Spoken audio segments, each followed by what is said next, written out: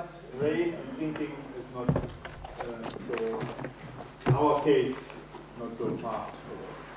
Tonight we have a speaker who is a professor at UGS for a long time, from the beginning, and is the one who deals with language in the electronic age. He became known by applying Derrida, what applied grammatology was his first book. And so at a time when not so many people had any idea what Derrida is writing about, not let's say now. So he has not been here in Das Fe for a few years due to external reasons, hopefully. But you also told me, I remember, saying I will come back when I have something new. Now I hope he has told me the truth, you know? So it's something new, and as you see, he's still old-fashioned guy and has everything written down in his notebooks. But appearances can be false in this case. He is a rebellious and very avant-garde guy. Please welcome Gregory Ulmer.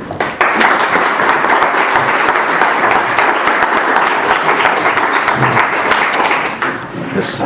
Thank you, Wolfgang.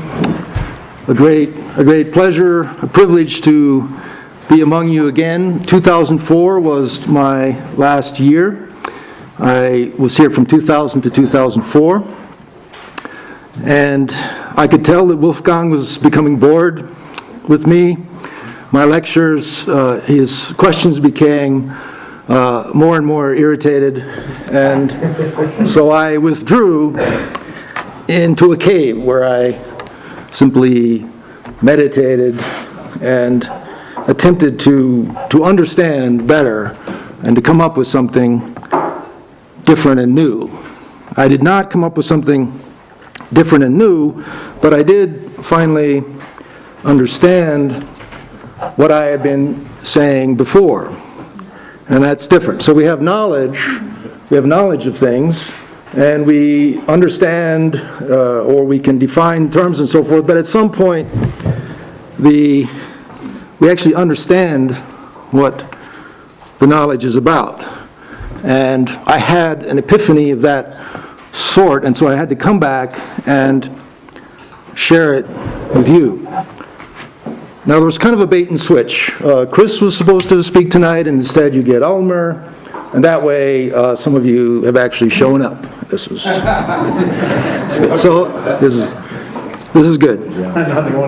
Yes, that's right. Let me just mention Leibniz right up front, because I haven't been able to work him into the talk, so I'll just put there.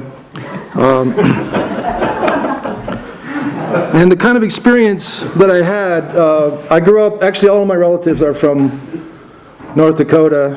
I grew up in Montana, and there were these Nodak jokes circulating, and I don't, nothing against people from North Dakota. I don't know anybody from North Dakota here, so we have Dakotaism.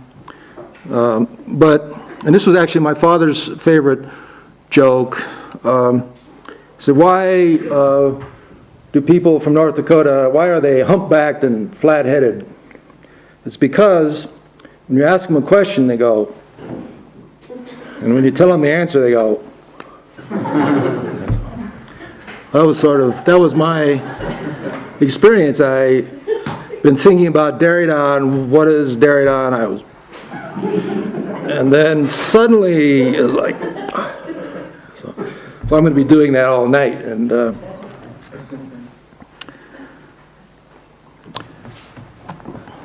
so I have to give a title, and this is the title. If I can.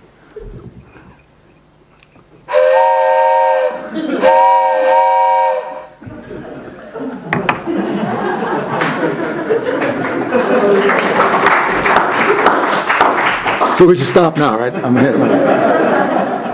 Now, there is a translation, which is on a toot, on a spree, carousing. But I was inspired by Derrida. I would often start a talk, and he would give some term, and then he would say, and this would be an extremely complex and nuanced term, then he would say, let's see them translate that. And then he would proceed to translate. So I'm going to translate a term that Derrida explores, der Zug. We have this handout. They're all gone. I hope everyone has a handout, but if everyone doesn't, what you've got there is a toot, and we'll see. I assert that it makes sense and that it goes with the talk. So there's going to be 8 whistle stops that we will be pursuing, and in the background there's this kind of scene of a railroad train, bells chiming down the crossway. This locomotive gives a blast on the whistle and comes roaring by. The dogs start howling and they won't stop. There's a house that backs on this railroad track, and there's laundry left on the line, and it's flapping in the back wind. And there's a hobo coming down off the right-of-way because he's seen the hobo glyph that says, kind-hearted woman, which is a cat. You've seen that. A drawing of a cat. So, Zug. Now, when I started in graduate school, I went to graduate school from 1967 to 1972, and in comparative literature and French theory was hitting big. None of it was translated. You can imagine we were sort of reading tel quel in French, and it's sort of, what is going on? And we were attempting to make sense. And I know my professor said to me that my thoughts were very original. Unfortunately, they didn't match with anything the words said, which is why I went into theory instead of scholarship. So Zug, Derrida was working with der Zug, and so I look it up in a German-English dictionary, and this is supposed to help, right? It's a definition, it's a term, and these are the words, and you're seeing it used in a philosophical text. And so here's what it said. Drawing, pulling, stretch, tension, tug, stroke, rowing, move, chess, draft, animal, mechanical, tractor, railway train. I will toot at the special words. March, marching, passage, progress, procession, expedition, migration, flight, flock, herd, school, drift of clouds, range of mountains, row of houses, current of air, retinue, gang, band, troop, squad, section, span, yoke of oxen, stroke of a pen, line, outline, feature, characteristic, trait. So that's going to get old, I know, but like what made Monty Python work was like they did the coconuts the whole way through, like if they'd have just started with that and stopped it, it wouldn't have worked. Lineament, attraction, sympathy, bent, disposition, inclination, bias, drawing power, impulse, gulp, draft of a drink, whiff, puff of smoke, pull on a pipe, toke, set of strings, chords, grip, bell pull, rifling of a gun barrel. So, okay, and that doesn't even go into the idioms and so forth. So he's using Zug, and it means all of that. All of that. But trait is a term that I want to pick up and work with. Derrida's retrait of metaphor has a double feature structure which materializes Heidegger's Aletheia, the relationship Beziehung, a gift of surplus meaning whose structuring operation itself withdraws from appearance and even from intelligibility. The trait is nothing. This is trace. Now, electracy is a neologism that I introduced to talk about the digital apparatus. Electracy is to digital technologies what literacy is to alphabetic technologies. And the term is a mashup of electricity and Derrida's trace. And whenever people ask me how to translate electracy, I always say electracy. It's Polish, it's electracy. French, it's electracy. But it recalls aletheia, Heidegger's etymological trick that truth in Greek, he hears the lethe, the forgetting. So aletheia is the uncovering, the disclosive withdrawal. Now this is something we all know, but I didn't get it until I went into the cave and meditated for 5 years. And this was the original Greek experience of being, Heidegger says. So what is the economy of trait?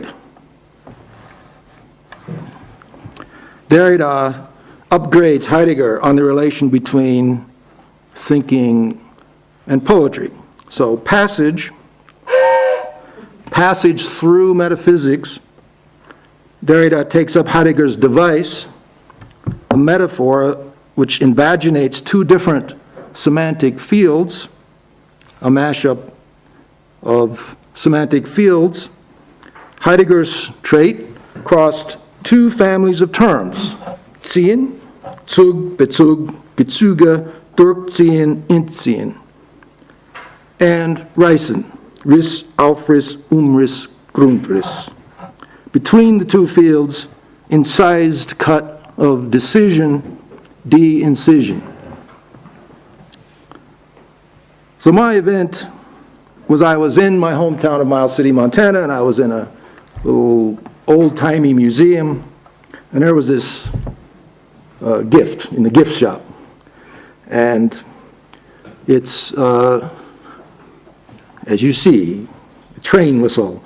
I don't know if we hear train whistles like this anymore, but when I saw it and tooted on it, and I'm not quite sure, is that a fourth, or what is that relationship between those two notes? But it made me think about blues music, the invention of jazz in America, and some African features of music in the syncretic context of the United States, which put rhythm, gave rhythm equal status to melody in this syncretic form, and replaced the talking drums with the rhythm of the locomotive, the steam-driven locomotive, and described as the heroic beat, the ceremonial bell, the whistle with its heraldic narrative. Albert Murray describes Louis Armstrong. We have the solo call of the train whistle and the ensemble response of the pumping pistons. So what is the philosophical Zug? The trait as blues locomotive. So here's the second. I will mark each whistle stop with the toot. So some backstory, electracy. Grammatology is my methodological frame. Why grammatology? So in 1970, I went over to Boston. In the bookstore, I saw De la Grammatologie. I was writing a dissertation on Rousseau, and this looked to be like a book on Rousseau. So I got it. I need, coverage, right? You need to read all the latest stuff. And I did not make any sense out of it at the time. So in 1970, you can say that I bought grammatology, bought into grammatology on the stock market. Meanwhile, at Yale, the Yale School bought deconstruction. And grammatology disappeared, and deconstruction went platinum.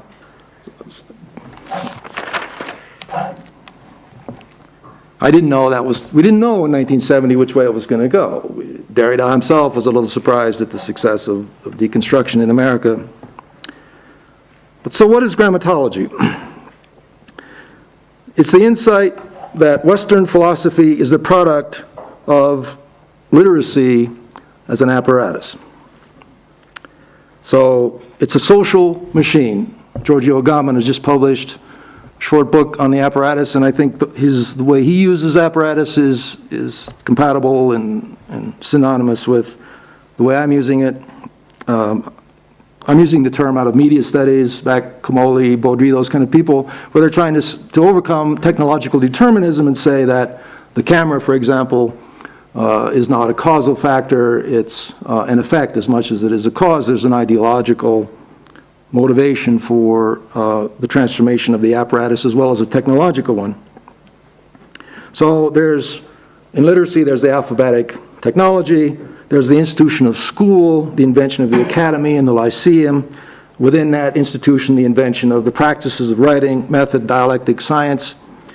And then finally, the identity experience of people living within that institutional formation, experiencing themselves differently through the act of reading and writing, and beginning to change their behavior, so that the Greeks were 12 tribes gathered around Athens, and over several hundred years of literacy, they became a democratic state. Now, there's some straws in the wind signaling that grammatology is now making a comeback, perhaps moving into the withdrawal of deconstruction, if that is happening. Some of these names will be familiar to you. Bernard Stiegler described Derrida as proposing a thought of originary technicity, so far repressed in the philosophical tradition.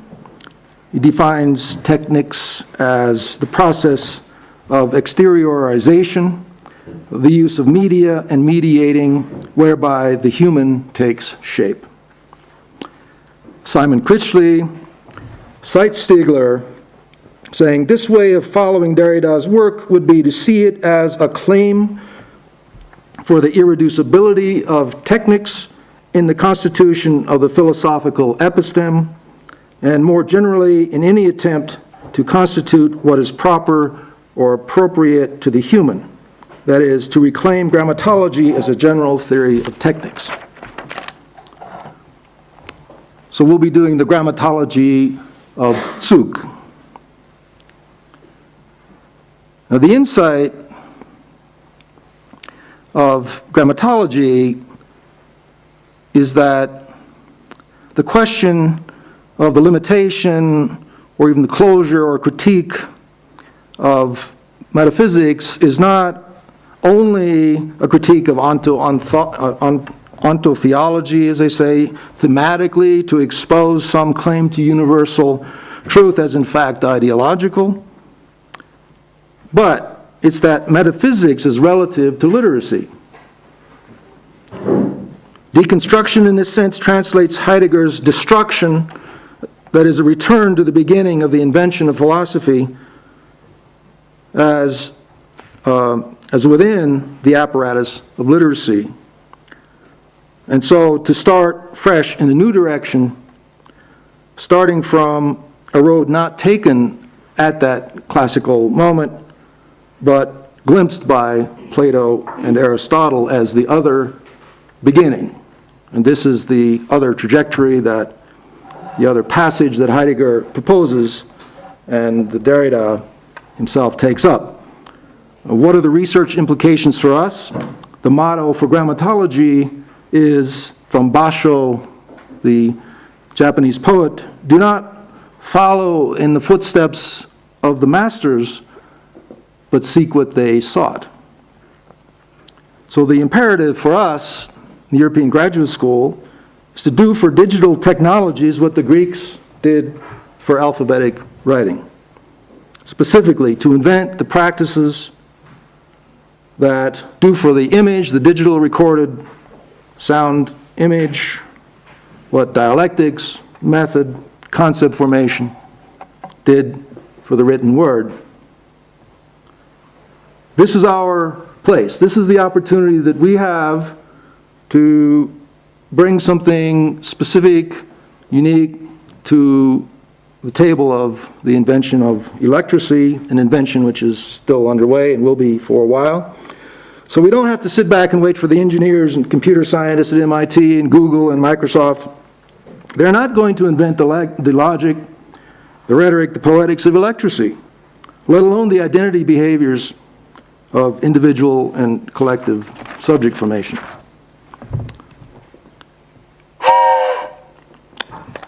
This is number 3, 8 whistle stops. So how do we do that? What's the way of bootstrapping ourselves from literacy into electricity?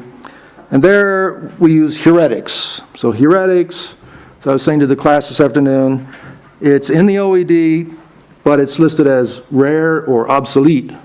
But its definition is distinguished from hermeneutics. Hermeneutics, the use of science or logic to interpret.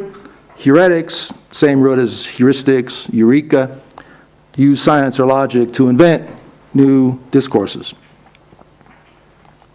What is the procedure for inventing the skill set of electricity? It's loose. It's an analogy. We're going to work with the analogy of how literacy was invented in classical Greece. We could use other analogies, how writing was invented in China, for example, one that Derrida suggests in Of Grammatology. But so we'll inventory the important elements in this invention and the development of literacy. For example, the invention of category. And I think the hobo cat glyph is in the cat of category. So the analogy is a literate metaphysics. What is literate metaphysics? It is a classification system, first, located within the real, of what is located within the real, a dimension of reality made accessible by techniques, that is, the techniques of alphabetic writing, together with the practices of logic, from which emerges being. That is, being is an emergent phenomenon, an epiphenomenon that appears and becomes accessible within philosophical writing. And the analogy is, and this is the imperative, so we do that. What is that for us? Not to push literacy, but to seek what they sought. That is, seek for our own apparatus what the Greeks sought for theirs.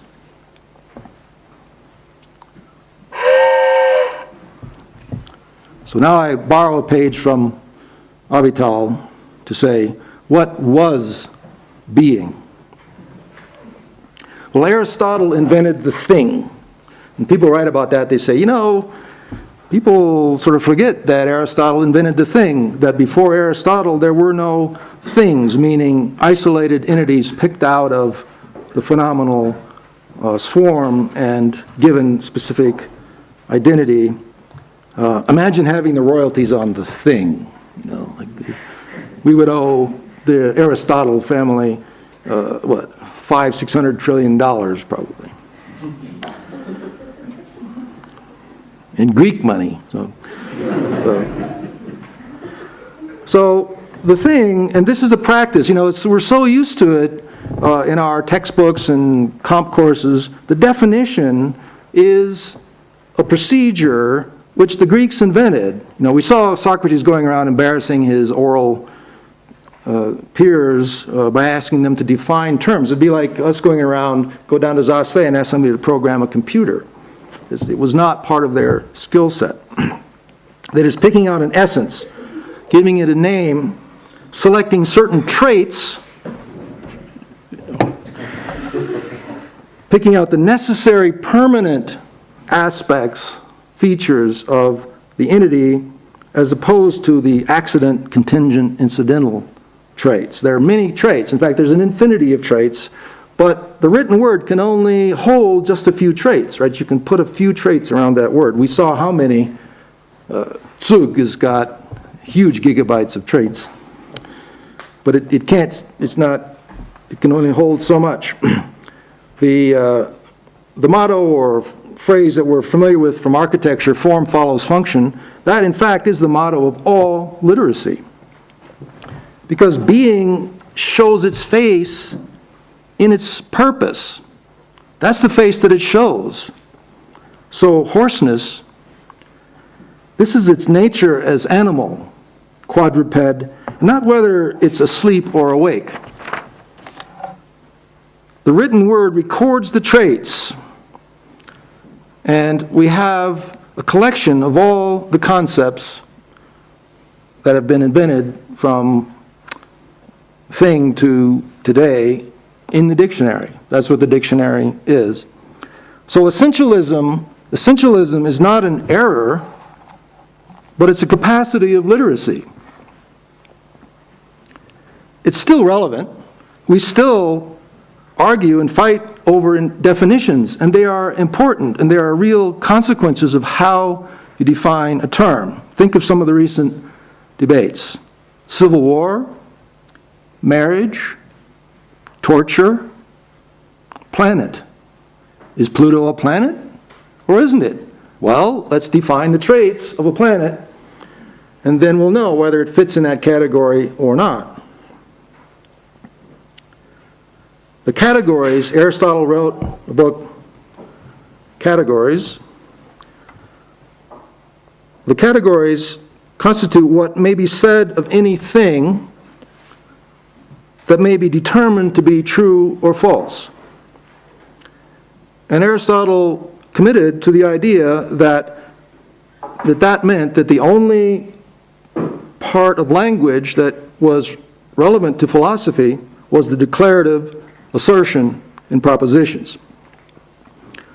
So when Deleuze and Guattari in What is Philosophy deny that the proposition is actually part of a concept, they are lying. That is, they are distancing themselves from the tradition of philosophy, because as far as Aristotle was concerned, the proposition and the structure of that he invented is precisely what philosophy is about. That is, setting the categories for what can be determined to be true or false. There's many other uses of language that he leaves out. So a horse, now the standard example for hoarseness, there are 10 categories.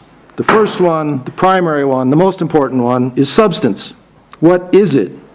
And so the way the example given in the textbooks, what is it? Substance. Horse. Quantity, all the rest, the other 9 are actually accidents, meaning the horse is what it is primarily out of itself. Everything else is dependent on that substance. So quantity, 4-footed. Quality, what kind? Spotted. Relation, larger than.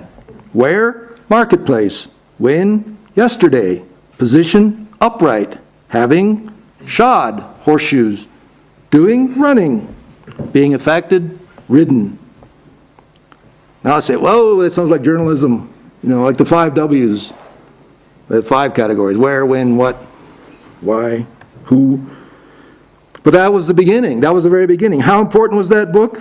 Boethius started by translating from Greek to Latin the categories. Then he translated his commentary on the categories, and everybody's saying, if only he would have translated some of the more substantial De Anima or some of these other things. But no, of course, he was executed by Diocletian or whichever emperor it was, so, history took a turn there. But it was important at the beginning of literacy. Well, what was the metaphysical insight that Aristotle had? And this is where I was like, when I saw the whistle. Entelechy. It's like, haven't we all encountered this term many times? This is Aristotle's neologism, his most important concept. What is he naming?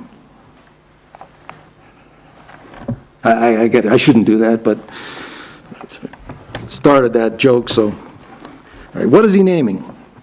What has he observed in the real that can be isolated as reality to stand as being what is? And that is life. The horse is living. It has a nature from itself, physis. Well, what is the question that Aristotle inherited that makes him invent this term, this concept, to pick out this being that he calls entelechy? And it was a question that Plato asked: what is the relationship between being and becoming? And we say, well, is that the best they could do? I mean, that was philosophy, like being and becoming. We recognize the binary: spirit, matter, necessary, contingent, permanent, changing, real, avatar. Post-structuralists are still tinkering with this question. Plato's answer in the Timaeus was to propose a third order, Cora. I've been working with Cora for 25 years. All of my talks have been Cora. And I thought, I can't go back to Zosfei if I'm still talking about Cora. But I was like, I've got to do that. I now get it. And probably slow. I mean, I think being out of phase a little bit, your rhythm is off pace or something, is maybe good. I like to believe. So Cora is term for space, or certain kind of space or region. It's not intelligible, that is, it's not being. It's not perceptible, it's not matter, but it's generative. So Plato defines it by analogies, using bastard reasoning, as he said. He said it's like threshing. It sorts chaos into elements: earth, air, fire, water, the material elements, out of chaos. Deleuze and Guattari, in What is Philosophy, are talking about Cora when they're describing their own understanding of ontology, and they say it's a sieve stretched over chaos. A plane of immanence appears when this sieve is stretched over chaos, this holy threshing, sorting operation. And what's interesting here in terms of the transition from morality to literacy is that Plato borrows in this analogy from the Eleusinian Mysteries, which was a fertility ritual in which threshing and the lychnon, which was the threshing instrument, was used in the ceremonial ritual to celebrate the gods. So actually, Plato takes out of this Eleusinian ritual. He was very much opposed to religion. He didn't want to start a religion, and he takes that as a metaphor for his cosmology of Cora. But he retained a two worlds, a dualism. There's a material order, which is an icon, an image of the spiritual or formal order, and the two are able to come together in Cora. So what you are looking at is an icon. Aristotle disagrees. This is, again, extremely familiar. He argues that being is immanent in matter. Being is dunamis, potential. Becoming is energeia, actualization. And his prototype for Cora, his version of it, is the seed in a plant. The oak tree is potential within the acorn. The being is immanent within the material. So this is not a dualism, this is an immanent plane of immanence. So and this is the key. This is where I was slapping this is my North Dakota roots. The tree becomes what it already is. We might, Hegel said the same thing about history. So he invents this term to name that. The tree becomes what it already is. Plato was wrong. It's not the form separate in the spirit and matter over here and then Cora, but rather Cora is within, potential within, material. And so he makes up this word, and I encourage you to make up words when you need them. Electricity, we need that word, and Like entelechy, electricity. So entelechy defined being at work staying itself. The English translation is hyphenated. Being at work staying itself. It's a hybrid. It's a hybrid of two semantic fields. Derrida always said, I'm just doing philosophy. Zug. One semantic field regarding completeness, another semantic field regarding persistence or continuity. So he combines inteles, complete, grown, ekine, hexus, holding on in a certain condition. And then he puns even endelikeia with telos inserted. And one translator I saw said, this is a three-ring circus of a word. But what is he pointing to? Why does he need such a monster? And he's saying, becoming is a movement. It's kinetic. It's this kinetic quality in nature of movement. So the tree is in motion going toward its place in reality. Now, how many times have I read, you look in your philosophical dictionary, entelechy and telos, and we're all like, all over that, we're done with that. But, and of course he didn't say chora there, he said topos. Well, what about human nature? Here's the philosophical debate. So we moderns drop telos, but we retain the question. This, to me, I think of my talk as a footnote on Avital's talk, because you were talking about the universal, but being empty. And so the debate, so we have Nietzsche, for example. I mean, Heidegger may be saying the last metaphysician, or maybe he's the first post-structuralist. But anyway, his motto is from Pindar, and I'm going to say this in German, and I don't probably deserve to say it in German, but it's so wonderful. Werde der du bist.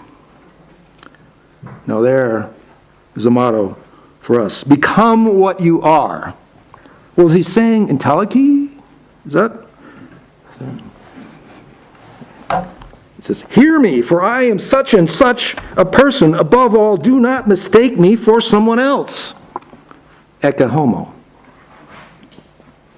But, he adds, the instruction is, put the stamp of being on becoming. But if you go to the post office, you will find there is no such stamp. No, you do it. Substance is within yourself, and this is why the human is the most uncanny creature. We are driving entelechy, but we didn't make the roads. So what are some terms for entelechy? Because I now think in my gift mode that philosophy has been talking about nothing else since this argument between Plato and Aristotle. I mean, Heidegger called it Dasein. That's what he's talking about. Spinoza called it Kaunatus. Striving to persevere in one's own being. That's entelechy. Leibniz called it the monad. Leibniz! He did. Oh, you can forget what I said at the beginning about Leibniz. I know I have. But it's the project of Bildung in education.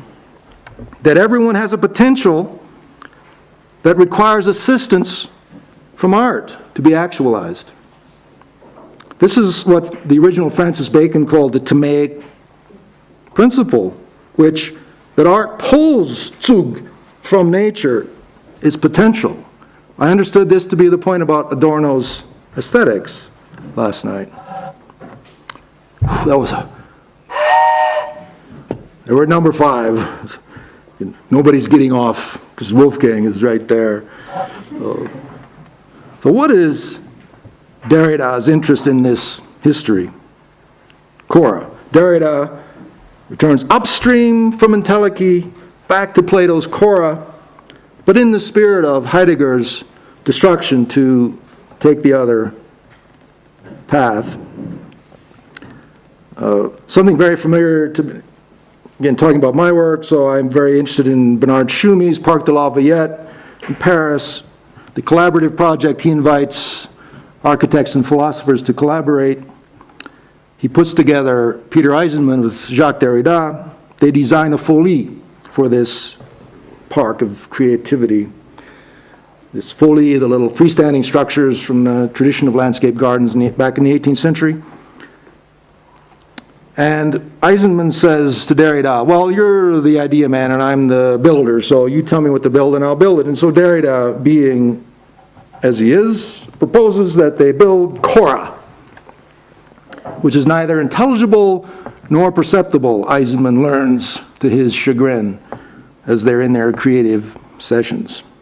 And in fact, it was not built, though it was designed. But what we think about here as Cora is that it's Plato's image of a sorting engine. This is what Plato's metaphor was. It's a sorting engine. Aristotle literalizes it in the categories. But what is the formal operator? And this is where, I mean, none of the things that I'm saying to you are themselves original. They're all pieces of information that you would find in any survey, any encyclopedia, dictionary. But then in putting them together was where I had the head-slapping moment. What is its formal operation? It does not itself appear, but it is a support that, by means of which what is may appear or may emerge. So it's the action of a disclosive withdrawal. This is trace. This is trace. Heidegger's aletheia that he accused the Greeks of forgetting, they forgot about the support and noticed only what appeared in the place of disclosure, the thing. Christianity took up Cora. They hadn't read Aristotle, they read a lot of Plato. Mary's womb is Cora, described as such. Opening a place for God in matter. It's an impossible space and therefore described as kenotic, using the Greek word kenosis for void, which they actually thought was an impossible space. But it's a ruined space of suffering. And in that space, you've got a series of avatars, from God to Christ to church to icon. The icon is a relationship. It's a relationship of passage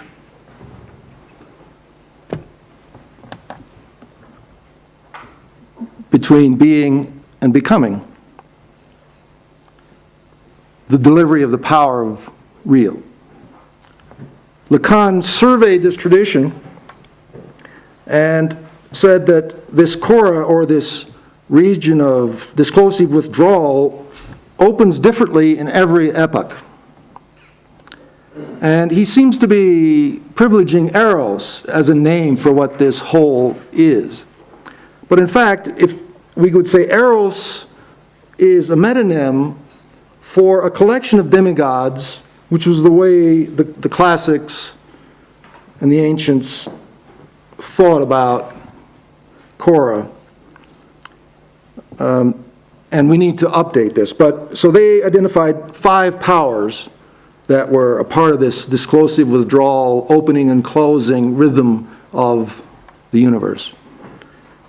And they are, and pardon my Greek, that is, I can't pronounce, I don't know how to, I've never heard anybody pronounce these words. Taiki, chance. Ananke, necessity. Daemon, disposition, or the Latin translation, genius. And of course, eros.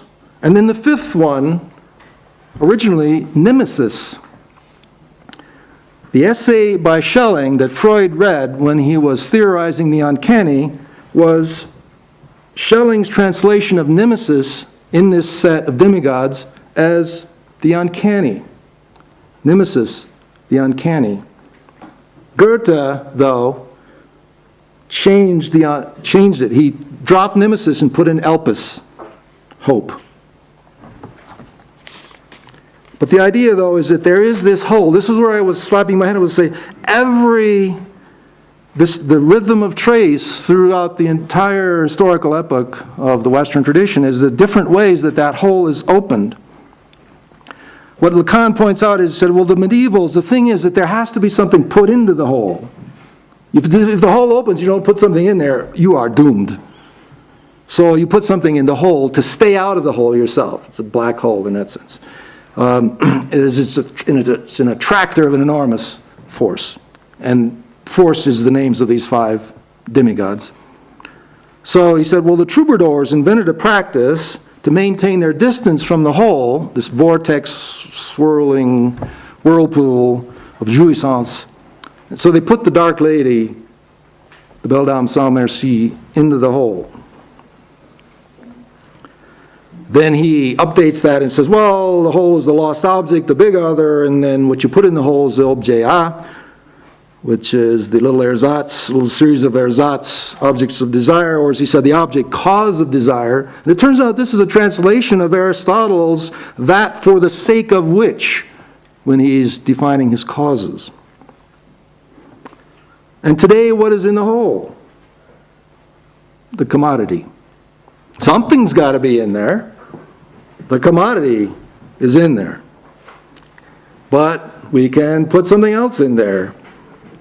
But the point is, what are we talking about? We're talking about the manifestation of life at work, its comings and goings, its rhythm, its temporality of being, its breathing, which was the original term that became soul. So the point of this choral economy is what Derrida is working with. That is, this is what it took me 5 years to get, is that's trace, specifically a classification, a category formation by means of Zug or trait. So we're rethinking trait, we're rethinking Zug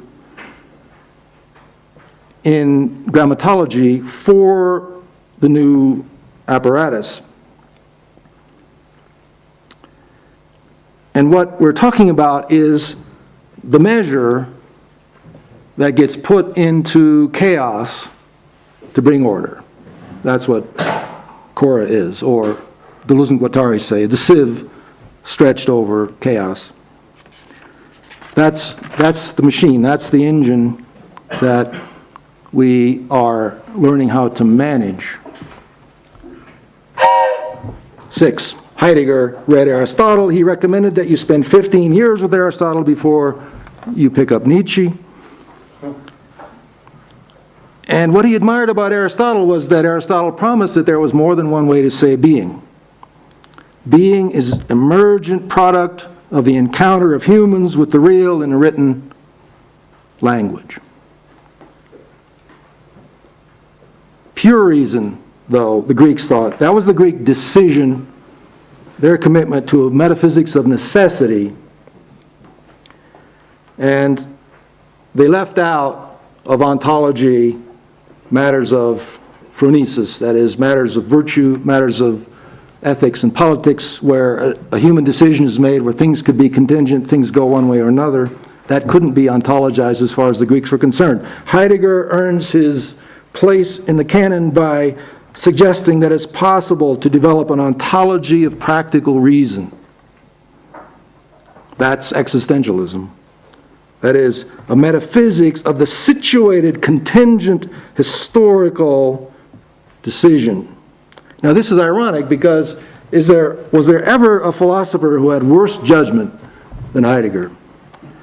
But nonetheless, he, in his own practice, he was quite disappointing in his judgments, but he was attempting to ontologize, and he did give over to us an ontology of practical reason. So the grammatology of Heidegger is to read his critique of the proposition, of conceptual thinking that reduced thought to a techno-science, that's a critique of literacy. So whenever he says metaphysics, say literacy. That's the framework that grammatology provides. Heidegger's insight is that Aristotle invented the categorial thing, and that is why, after 2,500 years, we have a civilization entirely devoted to the production of a massive amount of things. This is the techno-science that he projected.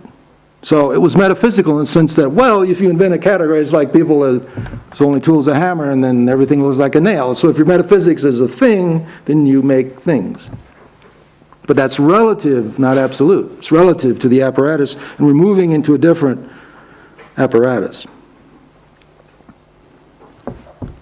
So what is the other beginning that was glimpsed in the moment of the invention of literacy and then set aside, to which Heidegger and then Derrida after him go back to? It's another way of saying being, a different attitude to what is, not to ask after the function, use, or utility of an entity, but rather aletheia, another kind of sign, a wink. The Delphic oracle neither shows nor hides, but intimates. Heidegger quotes Heraclitus. Poets model it.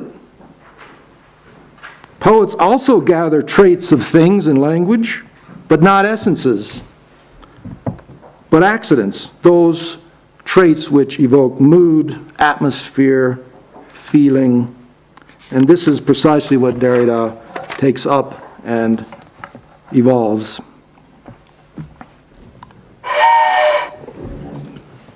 So the deconstruction of category by Zug. Aristotle is our analogy. How did he create category? And this is the Heuretic part I want to emphasize. This is the insight that is useful for you.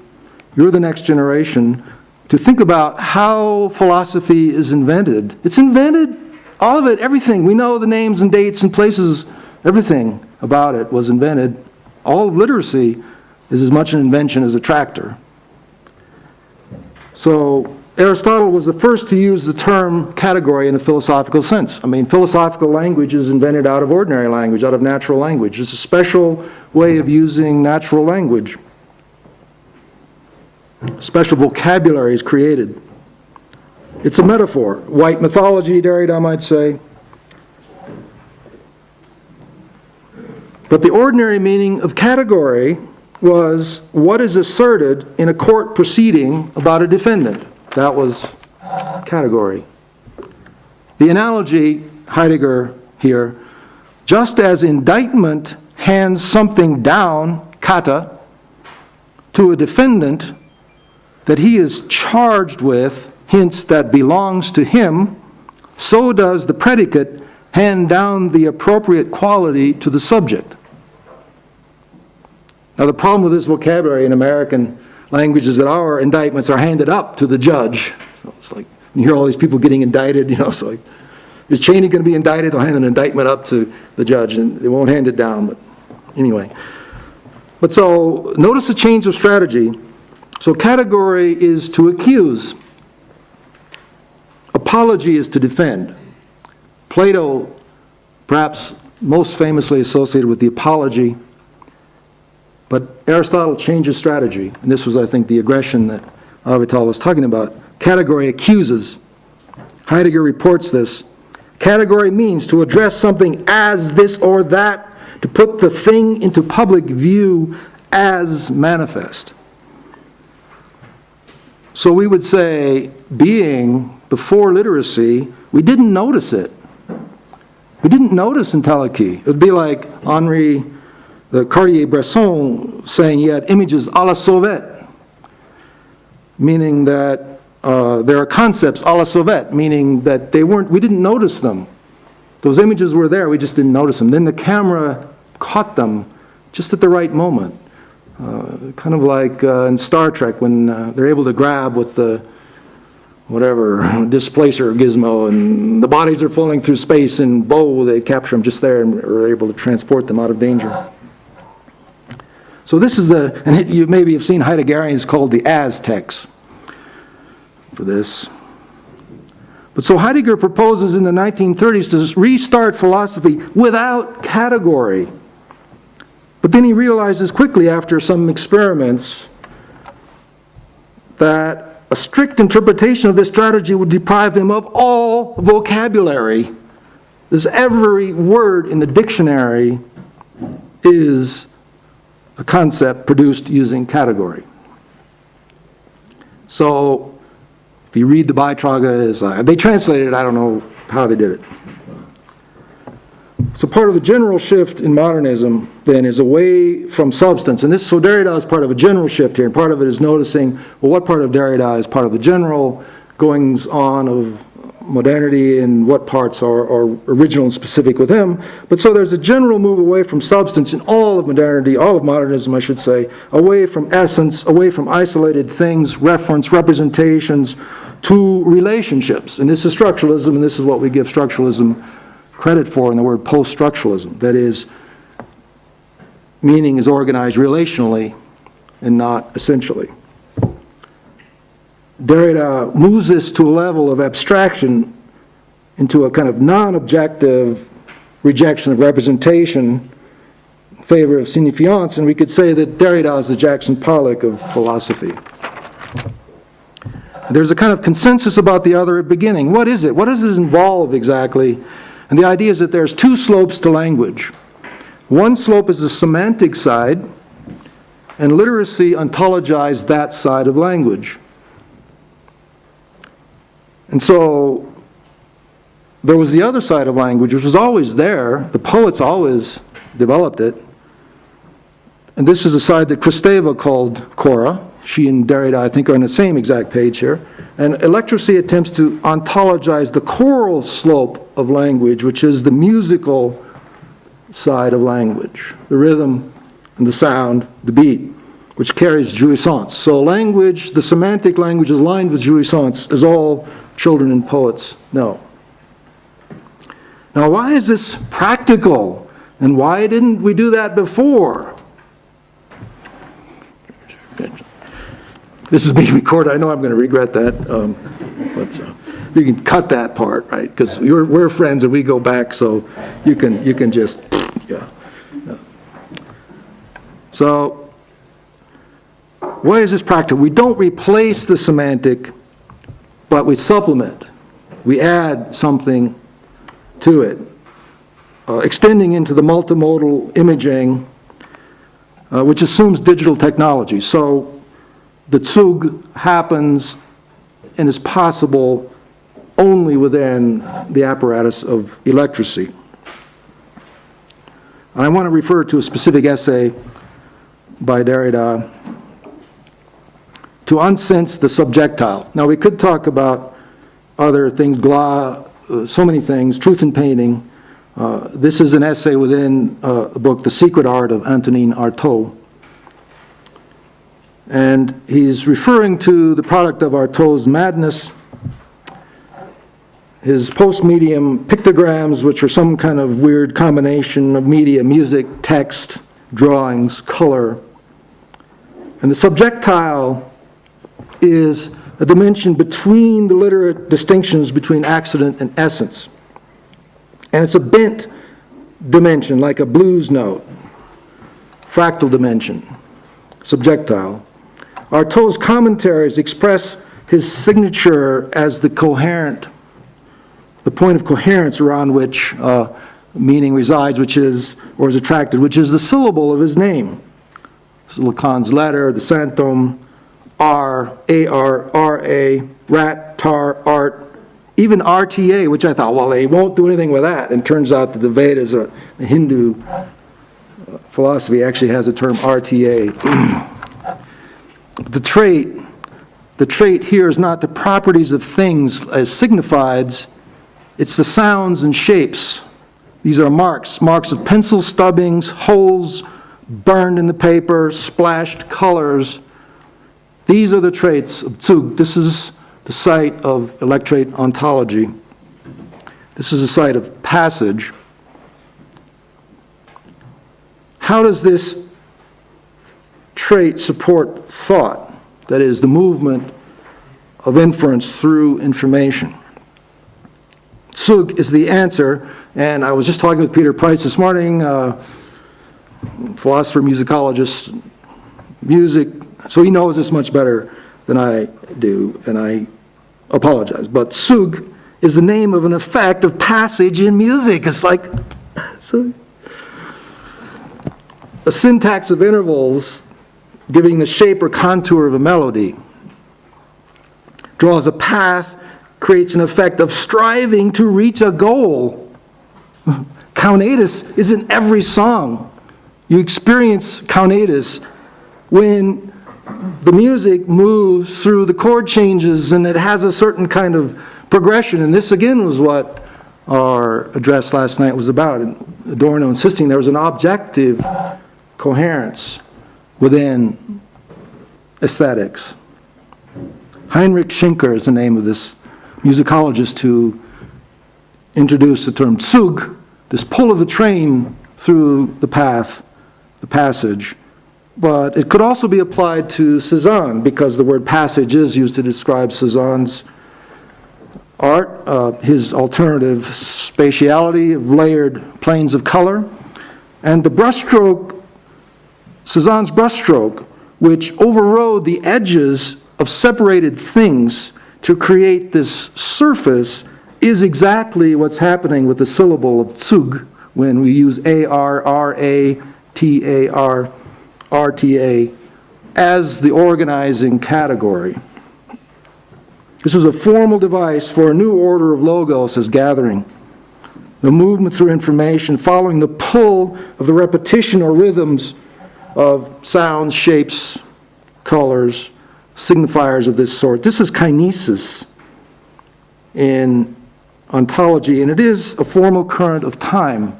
It's keeping time, the rhythm of sensation, which is the choral breathing of explosive withdrawal. The eighth whistle stop, the political implications. Achtung, hegemony, or hegemony. Ernesto Laclau, wonderful book Laclau, Zizek, and Judith Butler did together, and I actually forget the title, but it's really good. And it's an updating discussion about hegemony, among other things, and they remind us that hegemony is a logic of practical reason. This is, from Machiavelli's The Prince, and then updated by Gramsci's change from the prince to the party as the site of leadership. But it's a practice of decision, and deliberative reason. And it's a logic that worked by phronesis, or wisdom, which is the application of maxims derived from experience to present circumstances. Unfortunately, as Giorgio Agamben has pointed out in Infancy in History, there is no such wisdom of this kind any longer. It has lost all authority, which Avital so eloquently described Saturday. So we're in a condition of public policy formation with a crisis of de-incision to be made because of the collapse of entelechy, that is, the collapse of telos, the loss of a universal, meaning losing track of measure. But chora is measure. Trace is measure, guiding judgment. In the sight of the universal has been polis, and this is Laclau enumerates, polis, God, reason, utility, commodity, and now reason, and now the universal slot is empty. We still have the universal slot, we need the universal as measure, but it's empty. And so he says, how will that slot be filled? It'll be filled by temps, meaning temporary passages through that universal slot by singular, non-representative entities. And he says the logic of that hegemony is the logic of the rat bridge introduced by Freud in his case of the Wolfman. Wolfman? Oh, that would be the wolf, wouldn't it? The wolf bridge. This is the same bridge, but this is the rat bridge. It's more appropriate for Artaud.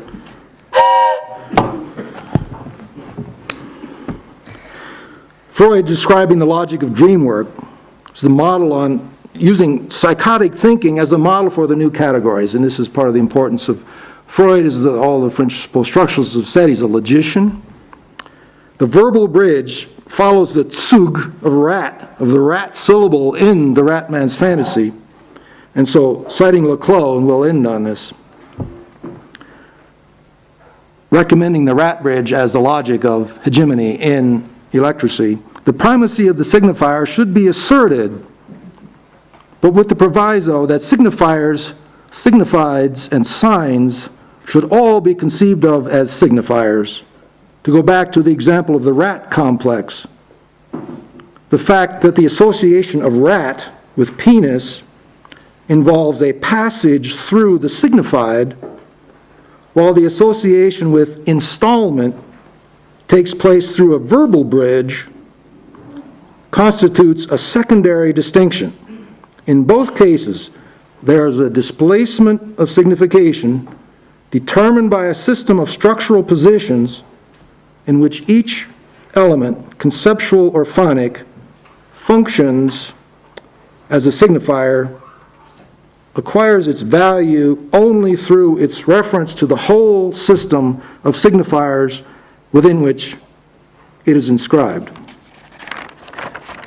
Now, the idea is that the rat bridge can support decision-making in our internet databases if someone will please design them. That is, the kind of thinking, the kind of gathering of logos that Leclos is recommending as the basis for the sustaining of a democratic republic or public sphere is going to require moving through the information of the civilization, not using the semantic ontologies of our current databases, because if you want to see the last holdout of Aristotle, look at any guide to the semantic web ontologies. The relational databases are exactly using the propositional triples of Aristotle. What we need are these post-structural databases. I have no idea how to design them, and I have pestered the computer scientists at the University of Florida, and they always say, show me the money. And so it's got to be the European graduate school at which these rat bridge databases are designed and applied. And I look forward to hearing that. Thank you.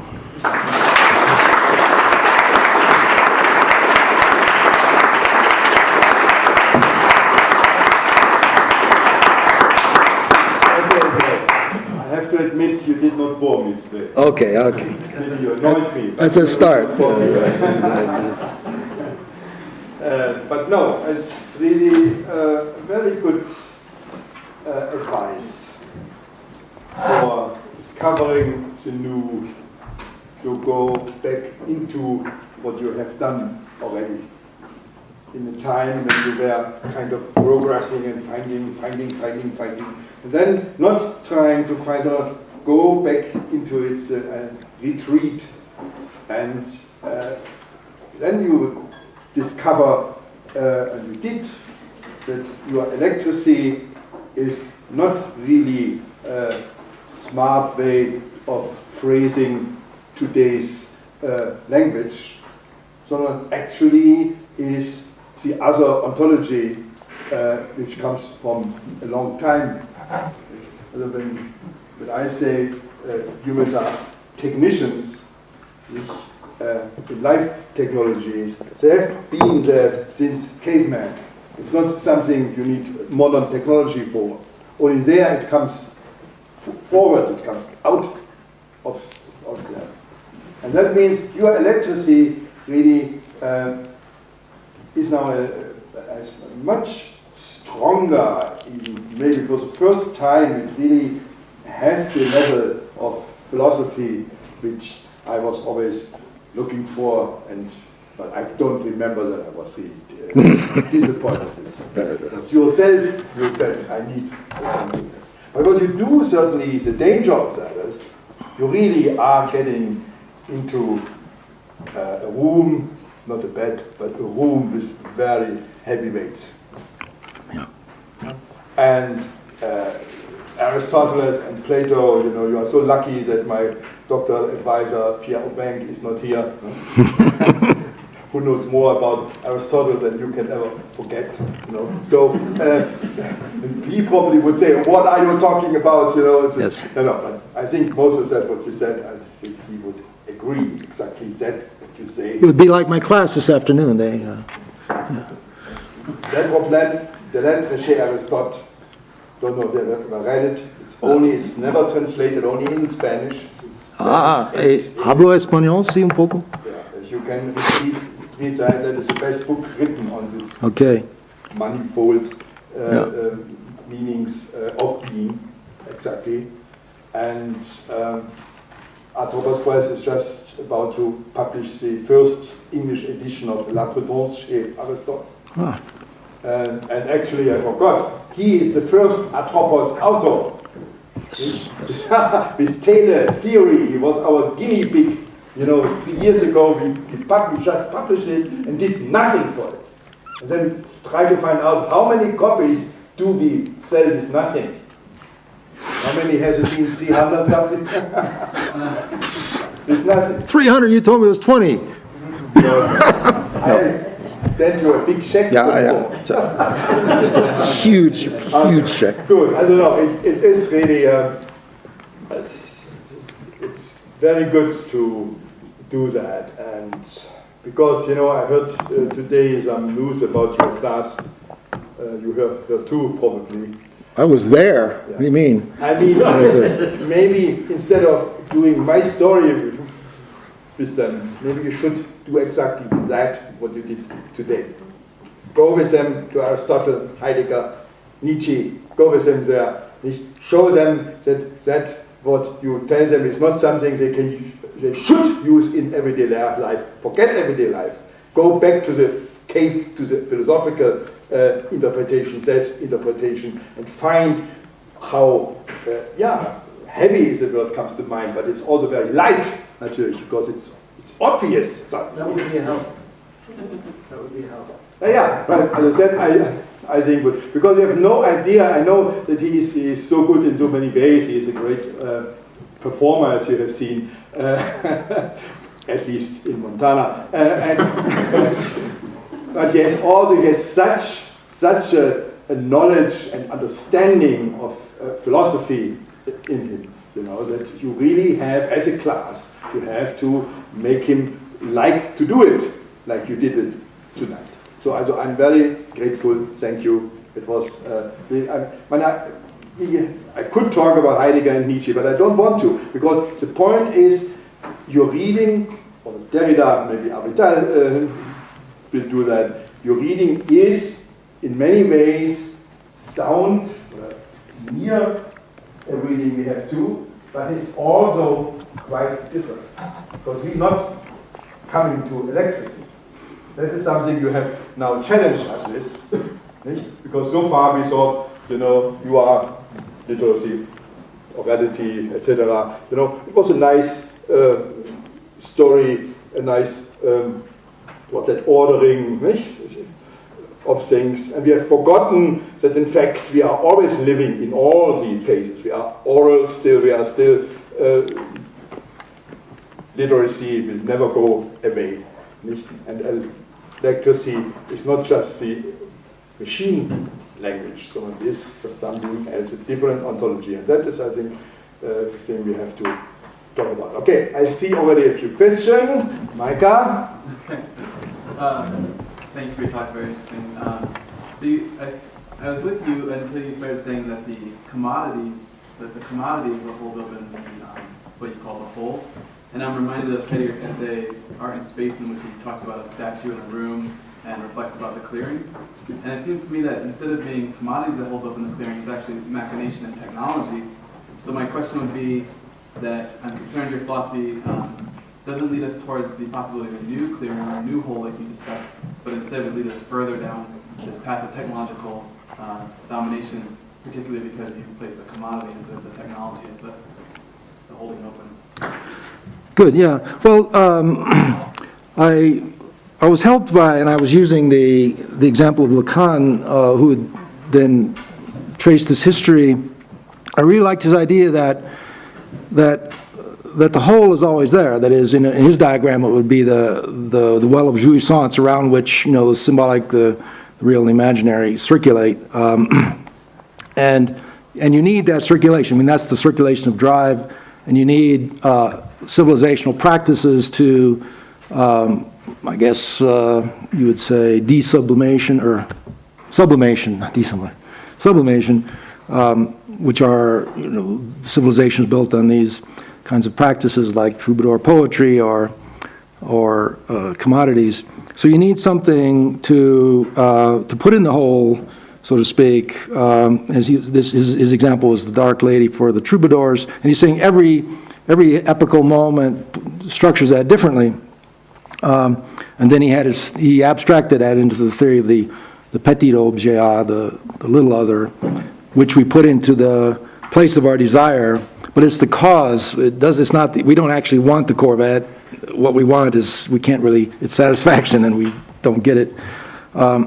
So the commodity is in that place right now. There's no necessity of it being the commodity. It's just that historically it has contingently evolved that way. At other earlier historical epochs, there were other things placed into the whole of that were put into the universal to give the measure of what is, of what counts, or what's real. So right now we're living with the commodity, but we can replace that. It's possible. It's not inevitable, or it certainly can be challenged. And this is what I think is part of the need for a rhetoric of electracy, which can challenge the commodity as a relationship, because the commodity is a kind of relationship. It's not an entity. The commodity doesn't itself have traits, but it is a relationship. And so what Leclos says in his discussion of hegemony is he actually says, well, how does this sort of commodified logic work? I mean, admitting that we have to start where we are now, right? Not jumping out of where we are into some utopian, or we talking about revolution maybe last night or something, but take the given of where we are now. We still want emancipation. We're not going to give up on that. We still want there to be a measure of some sort, but we're going to have to improvise here. And the analogy he actually uses is to say, well, how can we hold the world together? What is the collective means of practical reason by which we deliberate? Remember, this is the key to the public sphere and why there's so much fear that the public sphere is declining and impossible in electracy, because electracy, there's no time for critical reflection. There's no time for deliberative reason in which the public realm reflects, gives reasons, retires into its own chambers, decides what's best in its own interests, and then votes or something. There's no time for that. Everything is at the speed of light, Virilio's internet accident. But so there's kind of an inversion in the logic of deliberative reason, which goes from some kind of universal principle like God or reason to the most ridiculous and meaningless detail. And this is Lacan's idea of the letter, where the centum is just a nonsense syllable. That's the tsug. The tsug is centum, is what Lacan calls centum, which is an archaic version of symptom, to name its special ontological powers. So the world is held together by the rat, which is a syllable in a fantasy. Some words actually, like the rat itself, it has semantic meaning, but others just syllables in words like heiratet or different counsel, like Rätsel and puzzle and so on. There's German words that have the syllable rat. And how do you gather the category? Not by traits, is this a horse or is it a cow, but does it have the sound rat? It's held together this way. And then Lecaux's analogy is, well, it's sort of like America is Coke.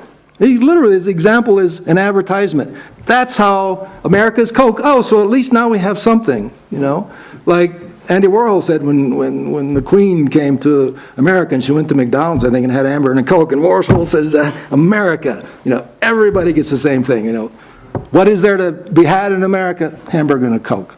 You can be the Queen, you can be a hobo. So anyway, it's so the commodity is, I guess the electrate point of view is to say, advertising invented is the site of invention of much of electricity, the features of electricity. It doesn't mean that electricity stays there. It's like Marx said about capitalism. You got to have capitalism because you need the concentration of capital. It's just the problem is the ownership. So this would be the idea of advertising, because consider what electricity offers as a site of experience. What is passage in Cezanne? It's the attempt to isolate and locate that little sensation of experience. This is what he called it, the little sensation. The fact that his color combinations didn't represent spatial distance. Literally, they addressed your physical eye in its optical nature and had you experience distance through the way cool colors recede and warm colors advance. So that was the little sensation that he's trying to capture. And that little sensation is the site of the new ontology. That's the Kaunitas located, ontologized. Neuroaesthetics is about nothing else. They're locating those sites of sensation that trigger your responses, trigger your decisions, your opinions that are deep in your memory, never accessible to conscious memory. But you make decisions, blink. You make decisions based on these blinks. The bet of the politics of electricity is that through the augmentation of new technologies, the blink can be made intelligent. Was that my question? Okay. Yes, please. Tom. In one of the earliest presentations of the postulated subjective, Jacques Derrida cites and also performs vocalization by A Toot. And it is profoundly untranslatable. It's a high-pitched, scratchy cackle. And although it has been reproduced and distributed on radio and on audio cassette, and it serves as a kind of mark, a kind of demarcation for certain problems of translation here. Not the least of which is the title, postulated subjective, uses two rather obscure terms. Postulate, to render senseless, to unsensed, and also to make mad, to madden, also to irritate. The subjective. Subjective is a term derived from French painting in the 19th century that has to do with surface, support, the thing that holds a canvas, a surface, a place, a field. So we could translate this also as maddening the canvas, irritating the surface, loosening the field. And so in that sense, Otto's mad and maddening and untranslatable trace becomes a kind of way of making a misregistration, a kind of méconnaissance, poking a hole, making a place where something else, by that misregistration, making a sieve, a place where something can come into being, making a place for the creation, making a place where an artwork can take place, come into being as such. And it does so also, I think, in a way that brings up the question, as you elegantly brought up in your talk as well, of techniques. That it's one of the instances where the notion of the fake, this is from Jakobson's 1955 essay of the various channels in communication, performative, semiological, semantic, and so on. But the one that is rarely ever talked about is the fate, which is the channel, the material channel, which reflects upon its own materiality as such. And Artaud's inarticulate, or shall we say articulate, capital is exactly that kind of materiality collapsing in itself, loosening things, making the space that is set out of the expression where something else comes into place, poking a hole, as Artaud did in the very paper that he smeared with spittle and instrument and punctured and moved and made into an art. So that concatenation of techniques and surfaces and the act of maddening, I think, plays very, very well in the framework of the notion of electricity. Yeah. So a comment on that Yeah. question. Sorry. Yeah, no, thank you, because it allows me to clarify a point that, that again, where what I finally understood was that being, ontology, is a practice of thought that happens within literacy. So it happens only, sustainable only within literacy. and it's specifically an invention of philosophy as a way of talking using very careful language. So the implication or the imperative or the analogy for us is to say, well, what sort of way of thinking becomes possible within the digital support of these kinds of markings that you're talking about? This is the idea that these stubbings, smearings, contours, shapes become capable within the apparatus that is supported within the digital medium with all of its powers of speed and multimodality and all converging within one digital medium. That what sort of thought does that, what sort of ontology does that support? And again, but the key insight for us is that it's not only through then the stubbings and contours and then their technological support, but then the practices, the skill set that is invented and taught and circulated through the civilization in some institutional way. Either it could certainly happen within school, and it does happen in some places, or it may, as it happened with literacy, evolve into a completely different institution, so that the internet would become the site of the delivery of certification in the future.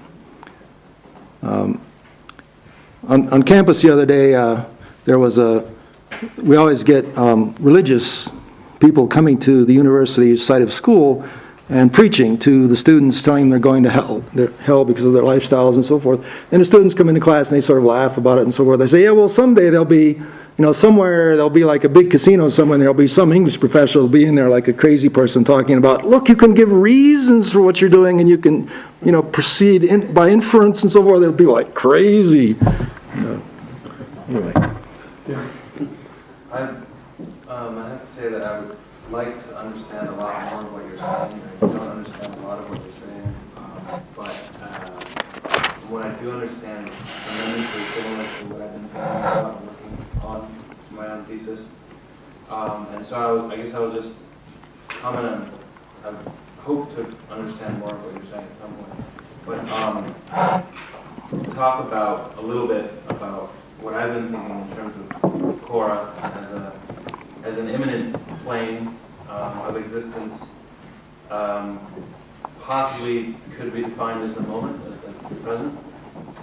And this whole, where this emergence takes place, could not be, or the Cora could not be equated with a monad, because the monad, I think, is a potential thing like, if you use the word tent, like a tent, they could occupy this place of emergence, that be a kind of an architecture that would be the monad would of necessity have an exterior as well as an interior, which would be redefining it for Leibniz and Deleuze and Guattari. But that the what would keep this whole open would be attention. Attention as a kind of overlap of what Henri Bergson and Zizek says in Parallax view of a sieve, kind of a sieve that allows a certain amount of reality of the outside world, information in and out, and what is netted, what is caught and either allowed in or allowed out or not is actually the identity of the individual or of the monad, is this occupier of this space. And so I've been trying to think about this, and it seems somehow the key to all of this is a cessation of memory, of information, and as of today in class with Judith Butler, possibly of authority or of law as a third category of something that needs to be forgotten for a moment to allow thought to manifest itself as attention to occupy this space at this time, which is present. Thank you. This proves that my handout was relevant. Did you get a handout? Give this gentleman because you will see that the Zug that's gathered there, one of them is Nietzsche's moment. It is Augenblick, which is what interested Heidegger about Nietzsche. Heidegger's lectures on Nietzsche, I mean, he concentrates a huge amount of time on that particular part of Zarathustra when and this was the basic idea of the eternal return, right, which is that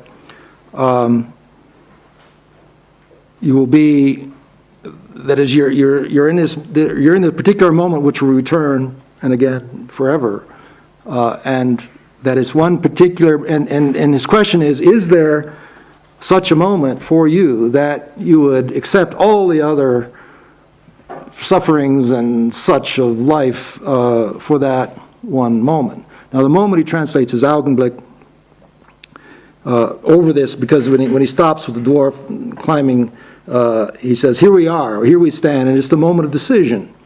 The moment happens when decision is made, and that's this idea of putting the stamp of being on becoming. That's, you decide, and you make that, and that's this temporal system, which is different from the linear, different from the cyclical. It's a nunc stans maybe, or nunc fluens, nunc stans together, but it's this position, this other temporality.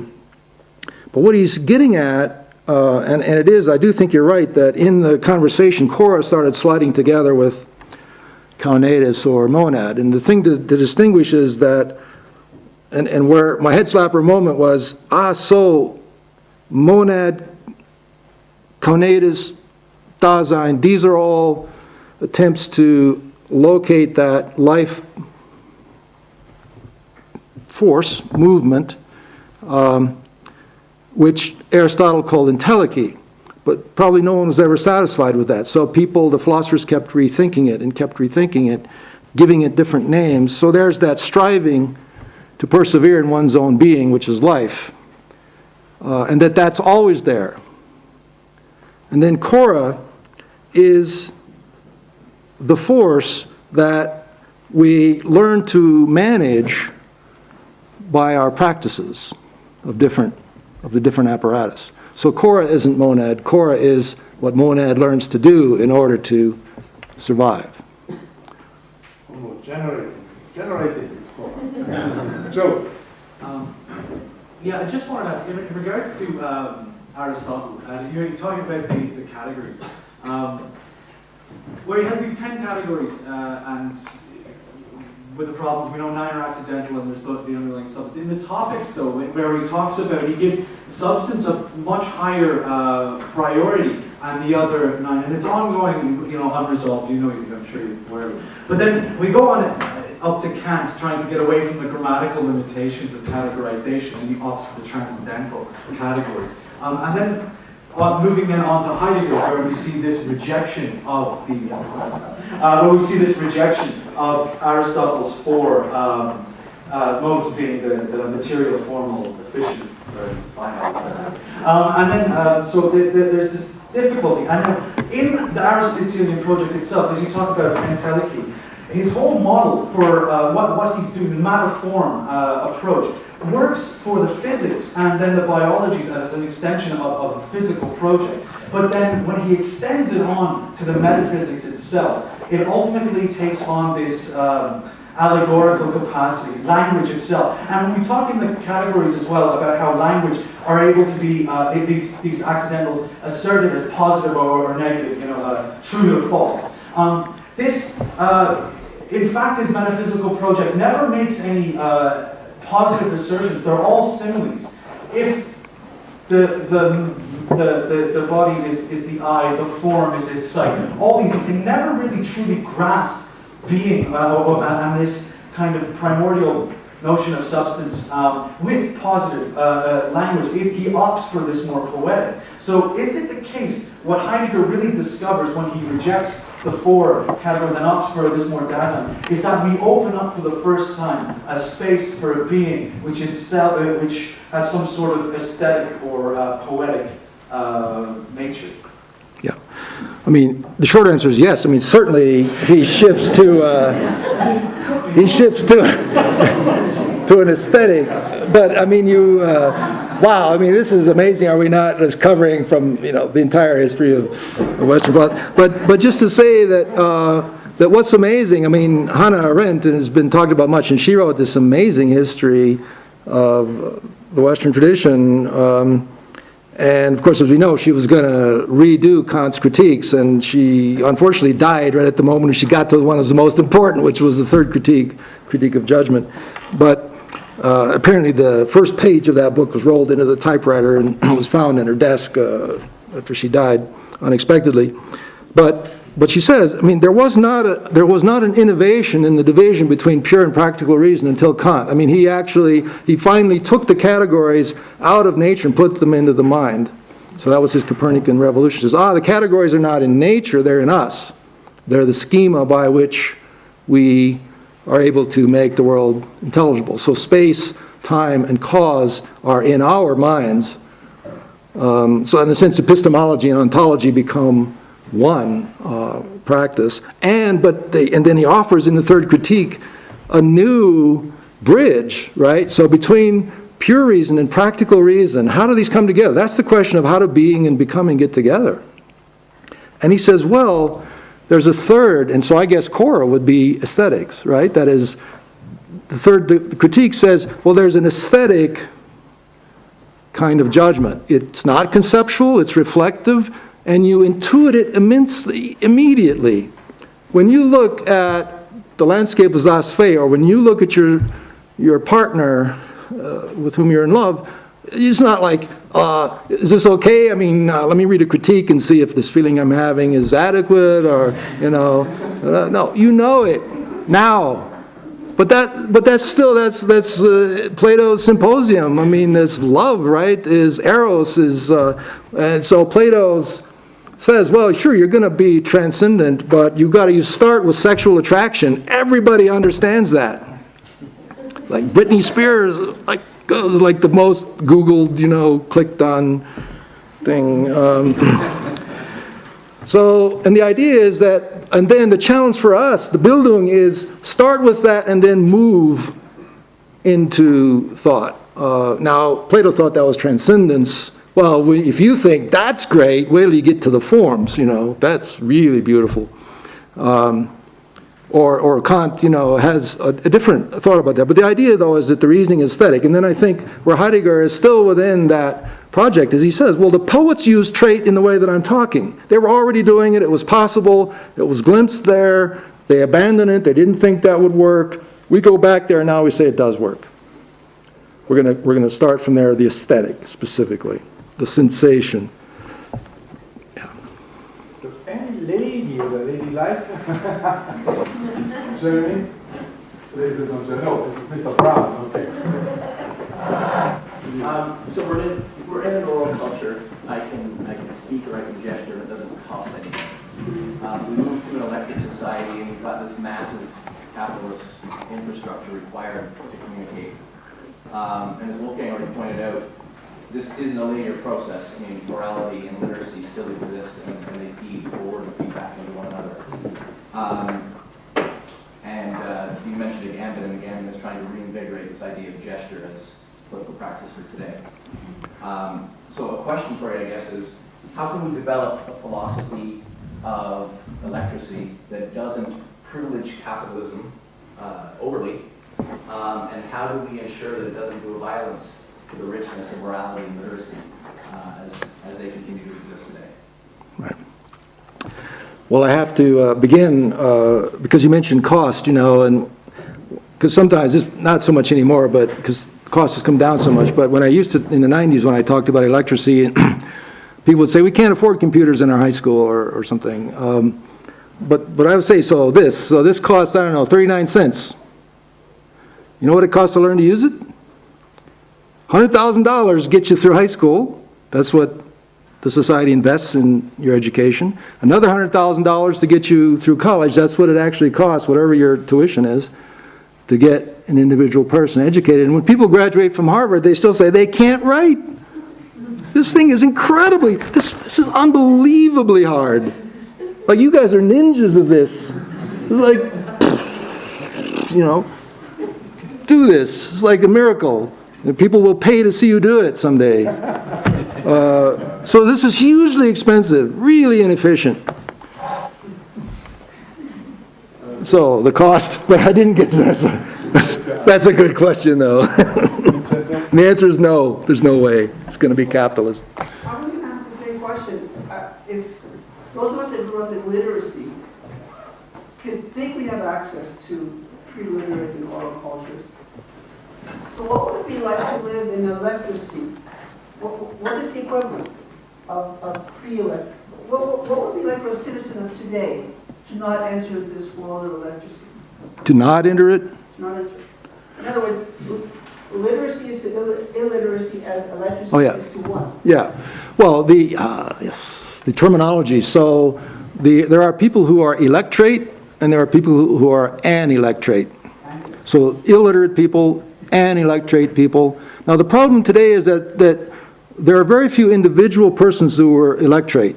Like, I work with a group called the Florida Research Ensemble, which is a group that's artists and designers and architects, and together we are electrate. That is, we have all of the skill set among us. And at the University of Florida, the skill set that you need for electricity is divided through a series of colleges.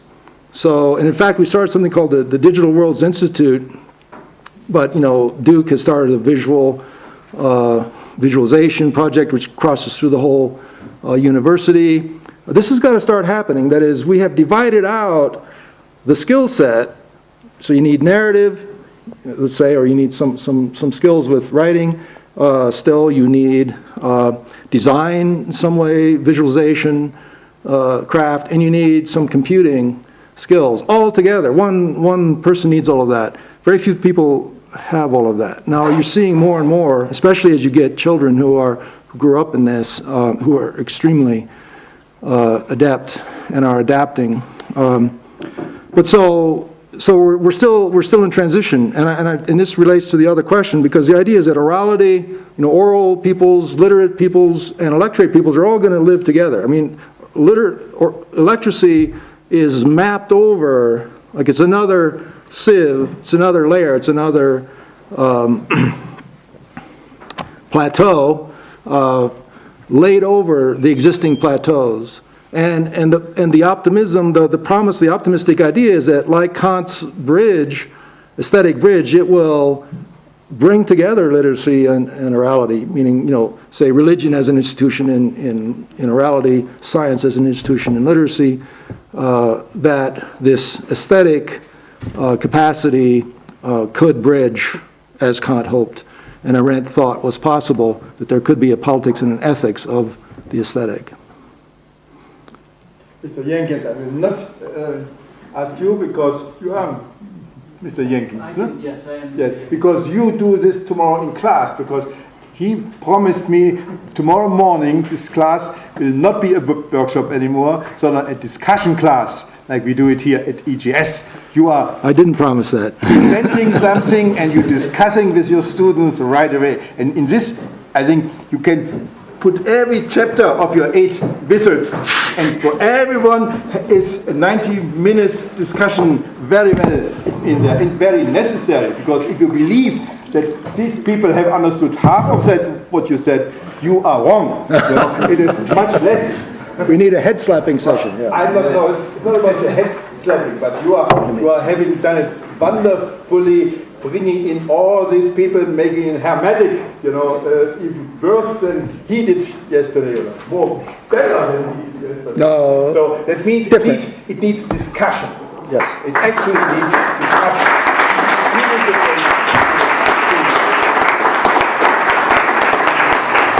So, thank you. One question, guys. There was one